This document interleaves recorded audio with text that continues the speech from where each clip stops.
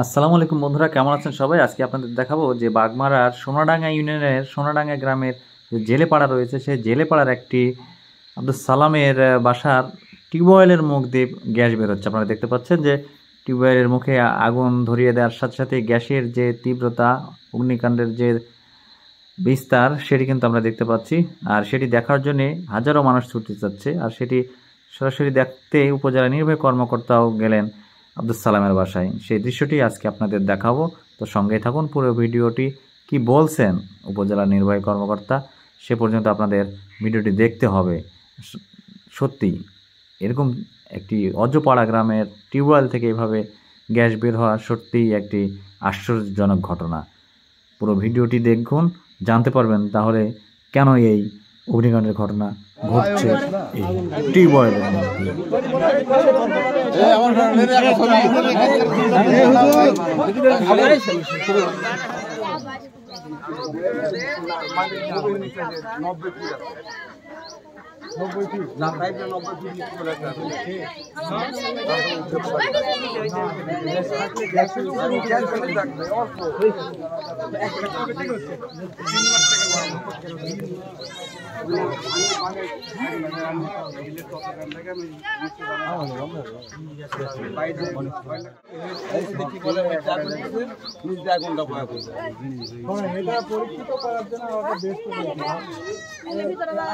যদি খনি হয় তো মনে করেন তো খালি শুধু এইটুকু জায়গা এরিয়া জুড়ে একদম ছোটখাটো এরিয়া তো বিশাল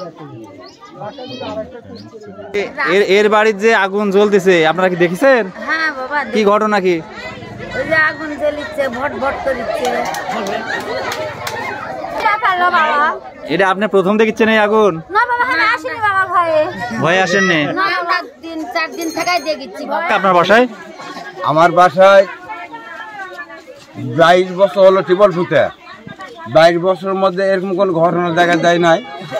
22 বছরের মধ্যে খুব এগুলার পানি, যাদের কারেন্ট থাকে না তারা সে পানি খায়, আমরাও পানি খাই পরিবারে। এখন বর্তমানে আছে 3 মাসের মধ্যে থেকে এই ঘটনা শুরু।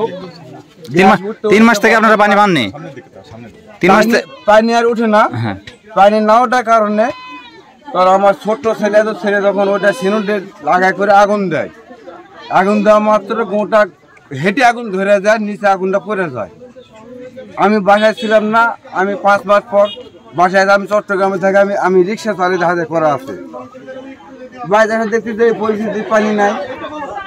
বড় ছেলে ছোট ছেলে করতে গেছে যে আব্বা এখানে গ্যাস সৃষ্টি হয়ে গেছে, গ্যাস সৃষ্টি হয়েছে, তাহলে চেয়ারম্যানকে জানাতে হবে বাড়ির কাছে। আচ্ছা, আপনার কবে থেকে পানি তুলেননি, মানে বন্ধ ছিল? 3 মাস আগের ঘটনা কি? 3 মাস আগে থেকে পানি খাইছি রেগুলার? হ্যাঁ, রেগুলার পানি উঠতে উঠতে পানি ওঠা বন্ধ? পানি ওঠা বন্ধ।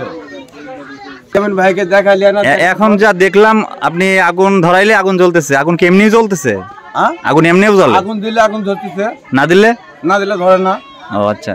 উপজেলা প্রশাসন থেকে আমাদের নির্বাহী অফিসার মহোদয়ের সাথে আসলাম। আমি উপজেলা প্রকৌশলী। আমরা সরেজমিনে এটা ভিজিট করে দেখলাম যে এখানে সত্যি মানে আগুন স্ফুলিঙ্গ হচ্ছে। তো এখানে আপাতত যেটা মনে হচ্ছে এই এরিয়াটা পুরোটাই বিল। এমনও হতে পারে যে এটা দীর্ঘদিনের কোনো মানে গাছপালা অথবা কোনো কচুরিপানা পচিয়ে এখানে হয়তো নিচে পড়ে গেছে, যে ভবিষ্যতে এগুলো হয়তো ভরাট হয়ে গেছে। ভরাট হওয়ার পরে সেখান থেকে মিথেন গ্যাসও হয়তো হতে পারে। আবার এমনও হতে পারে যে না, এটা সত্যিকারের হতে পারে যেটা বায়ু বা প্রাকৃতিক গ্যাস, যেটা যদি হতে পারে এটা আমাদের দেশের জন্য একটা বিশাল অ্যাসেট, মানে সম্পদ হবে, অ্যাসেট হবে। আমাদের যেটা বললেন, আমরা যেহেতু এই বিষয়ে বিশেষজ্ঞ না, আমরা বিশেষজ্ঞদেরকে এখানে যদি আমরা ইনফর্ম করি, তারা যেটা এসে দেখেন, দেখার পর যদি ওনারা মনে করেন যে না এটা আমাদের প্রাকৃতিক গ্যাস, জাতীয় সম্পদ, তাহলে সেটা প্রশাসনিকভাবে রাষ্ট্রীয় সম্পদ, সেগুলো আমরা যথাযথভাবে এটা সংরক্ষণ করা হবে। এ বিষয়ে আপনারা একটু সতর্ক থাকবেন, যেহেতু এটা আগুন স্ফুলিঙ্গ হচ্ছে।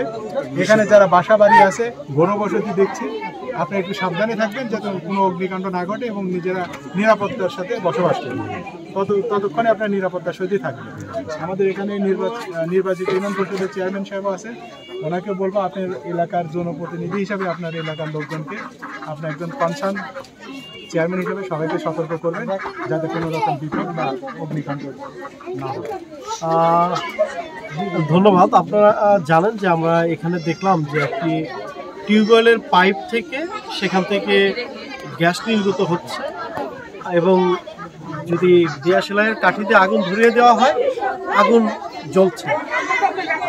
এটা আসলে আমরা এখানে কেউই বিশেষজ্ঞ নই, এই জন্য এটা কনফার্ম না যে এটা আসলে গ্যাসের আগুন না মিথেন বা পচা আবর্জনা যেটা থেকে হয় যে মিথেন গ্যাস সেখানে আগুন হয় সেটা কিনা, এটা আসলে বিশেষজ্ঞদেরকে আমরা খবর দেব।